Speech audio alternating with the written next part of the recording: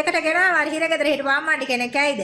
ඕ දැක්කනේ ද ලංකාවේ උන්ට වෙලා තියෙන දේ. අර කීයසාලා තිබ්බා. දැන් අර කී හිරගෙදරෙන් එළියට ඇවිල්ලා අර කී පාම් බේස් එකක් අදාගෙන දැන් ඒකී පටන් ගන්නවා මේකේ රඟන්න. අම්මෝ තොපි වාගේ උන්නම් ඇත්තමයි. අපිට බැන බැන ඇවිදිනවා මෙච්චර අපි පුක දීගෙන කරද්දි නේද? අස්සලාමු අලයිකුම් රහමතුල්ලාහි වබරකාතුහ්. ළමයි කොහමද කෑවද බිව්වද හොඳින්ද? අල්ලාහ් සුබ්හානහු වතාලා බුදුජන් වහන්සේගේ ජේස් සමුදාන වහන්සේගේ විශ්වාස කරන්නා වුණ කරන්නා සියලු දේව දේවතාවුන් වහන්සේලාගේ ආශිර්වාදයෙන් ආදරයෙන් කරුණාවෙන් දයාවෙන් නුවණ අවබෝධයෙන් නිවැරදි මොක පෙන්වන ආරක්ෂා ආශිර්වාදයෙන් කරන කියන සෑම සියලු යහපත් කර්තම සර ප්‍රකාරයෙන් සාර්ථක වෙන්නටයි කියලා තොටයි මටයි දෙන්නට මම ප්‍රාර්ථනා කරනවා සතුරන්ටත් මිතුරන්ටත් ජයෙන් ජය වේවා ශ්‍රී ලංකා. මාල්ලිගේ විතරක් නෙමෙයි ඔක්කොගේම වටිනාකම තමයි සිස්ටම් මම කියලා දෙන්නේ. ඒ මදි වල මීගමුවේ අම්මඩි කෙනෙක් ඇවිත් හොයි හොයි ගාලා කෑ ගැහුවා. හිරේ ගිහිල්ලා අම්මණ්ඩි ඈ සීරා කලා වෙන්නද හිරේ ගිහ ඈ හිරේ ගියේ අර කියාවින් අර උඩට නගලා කෑ ගන්නකන් ඉඳලා දැන් අරුන් වෙනුවෙන් පෙනී හිටිනවා සෝෂල් මීඩියා එකේ තව පිරිසක්.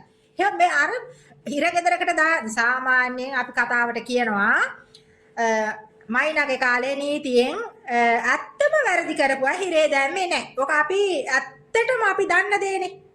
නිවැරදි මිනිස්සුත් සිරගත වීම වෙලා තියෙනවා.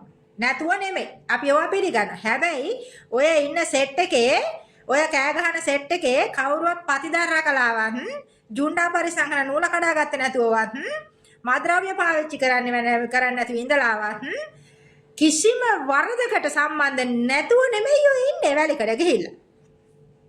වගන්ති ප්‍රකාරව කොහේ හරි නීත්‍යානුකූලව ඒ වගන්ති වලට යටත් නීතියේ විරුද්ධවාදීකම් කරපු පිරිසක් තමයි වැලිකඩ හිරගෙදරම ඉන්නේ. රැඳවියෝ හැටියට. එතකොට දැන් අර අම්මණ්ඩි කෙනෙක් කෑ ගෑවා. මන් දැක්කාර මේ නලාවකුත් මේ දොස්තර නලාව. දොස්තර නලාවකුත් දාගෙන කෑ ගානවා බලා මම වාගේ. ඒ ගමන මං ඒ බලා මේකි බෙල්ලේ මොකද දාගෙන බාන බා දොස්තර නලාව. දොස්තර වෙන්නේ නැති වාට්ටුවේ. ඒ ගමන ඩෙන්ගු වලට බෙහෙත් නෑලු අරවල මේ වලේ උම්නාරෙන්ට තානවා කියලා එතනක් කෑ ගෑවා.